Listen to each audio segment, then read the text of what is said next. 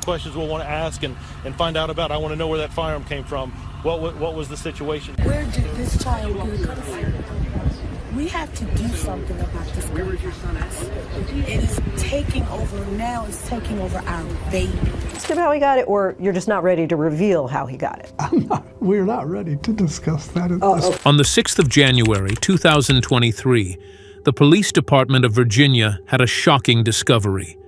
A little boy went to school like every other little boy. The only difference was he wasn't carrying a backpack. He was carrying a gun. The chaos that followed would forever be remembered, leaving a community grappling with the unimaginable. In this case, a simple question lingers. How did a 6-year-old get access to a loaded weapon? And why did he use it? Students returned to the classroom when Zwerner was shot in the left hand and upper torso after the class had split into reading groups. The affidavit says the other students and Zwerner ran from the classroom while a reading consultant restrained the child until police arrived. The teacher recounts the child saying that he had shot his teacher dead. To answer these questions, we have to go back to that seemingly ordinary morning at Rich Neck Elementary School in Newport News, Virginia. Children shuffled into their classrooms, ready for another day of learning. Among them was a 6-year-old boy, quietly taking his seat in Ms. Abigail Zwerner's first-grade class. But on that day, it wouldn't be the teacher delivering the lesson. It would be him, in the most unimaginable way.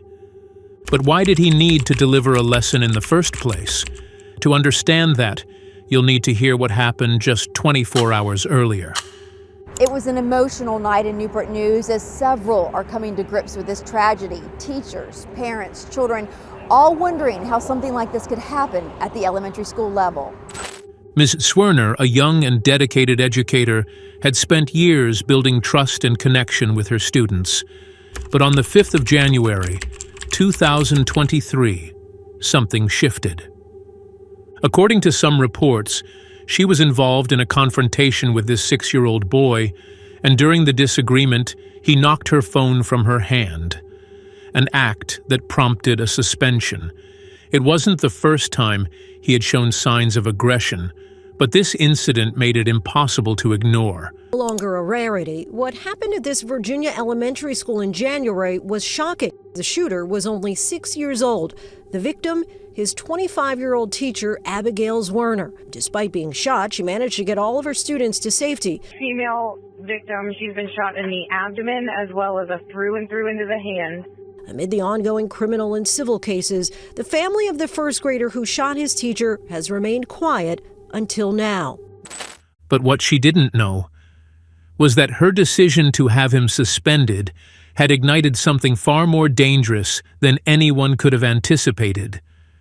Behind his small frame was a storm of unchecked emotions, anger, confusion, humiliation.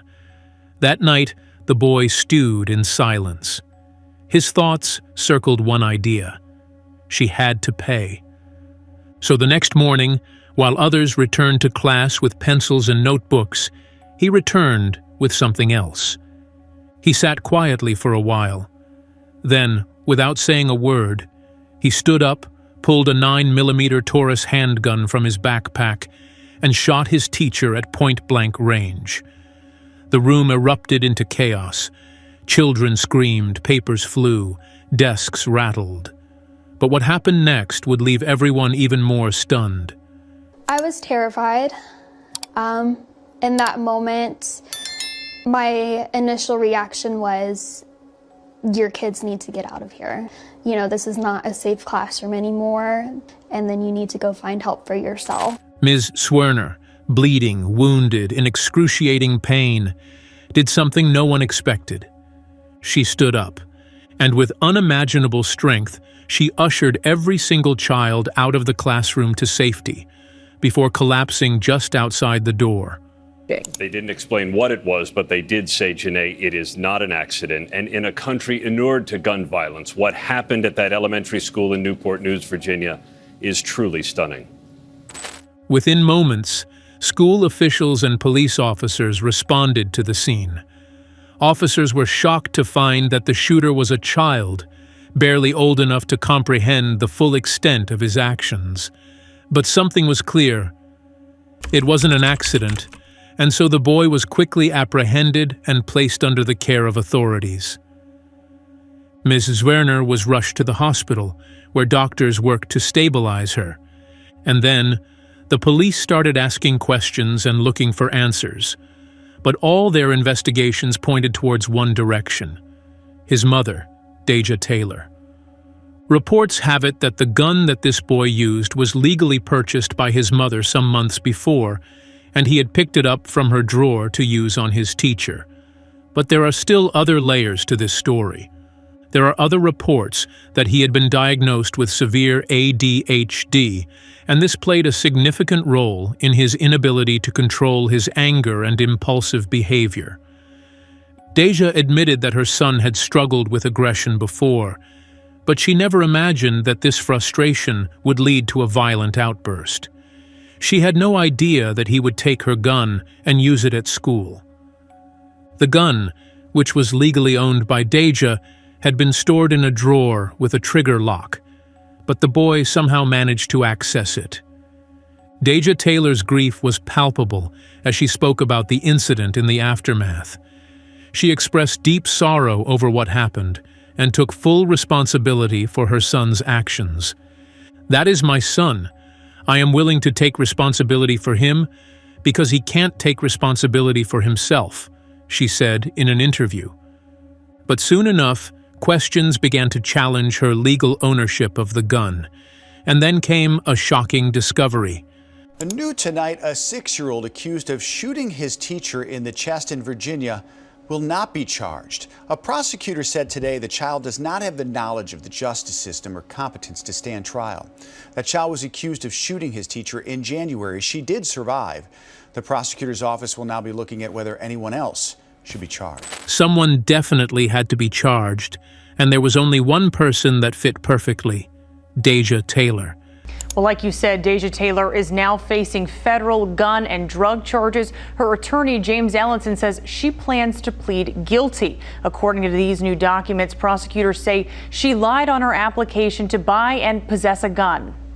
To make matters worse, experts pointed out that the failure to manage the boy's mental health, combined with parental oversight, played a large role in what happened that day, and so Deja faced serious legal repercussions.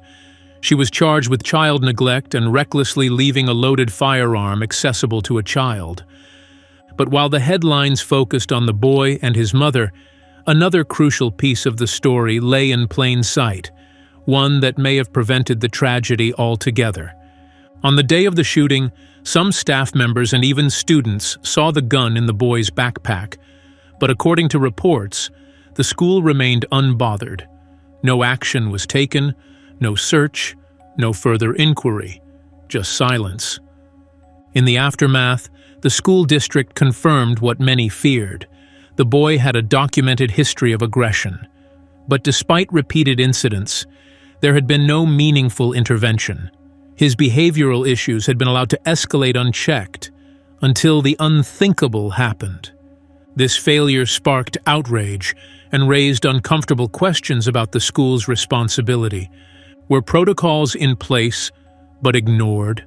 Or was the system simply never designed to handle a child in crisis? Soon, the legal battles began. First, the school superintendent, Dr. Parker, was fired. One of the things that we talked about, why you wanted to tell your story and what it means to you to get to tell your own story. And soon, Mrs. Werner, who survived the shooting, filed a $40 million lawsuit against the Newport News School District. Her claim: gross negligence. She argued that the district had been warned and yet did nothing to protect her or the students in her class. Do you feel like you could have been better protected by the school? Yes. You feel like they should have done more? Yes. But the conflict didn't stop there. Beneath the legal proceedings ran a deeper debate. Can a 6-year-old even understand the weight of his actions? While we try to answer those questions, what's certain is this: the system failed on multiple fronts. A troubled child was left unsupported, a concerned teacher was ignored, and a classroom turned into a crime scene. And the most painful part? It didn't have to happen. Abigail Zwerner, now recovering from her injuries, has expressed her desire to return to teaching one day. But the emotional scars of that day may never fully heal. I've been doing okay. I've gone through a lot of obstacles and challenges. Some days are not so good days where I can't get up out of bed. Some days are better than others where I'm able to get out of bed and make it to my appointments. But, from going through what I've gone through, I try to stay positive, try to have a positive outlook on what's happened. And as for the boy, his future remains uncertain. Will he receive the psychiatric treatment he needs? Will he be held accountable for his actions? Or will his age shield him from criminal charges? And for his mother, the path forward is unclear as she faces the consequences of a decision that, in hindsight, could have been prevented. Thanks for watching. If you found this case as tragic and troubling as we did, let us know your thoughts in the comments below. Don't forget to like, subscribe, and hit the bell for more true crime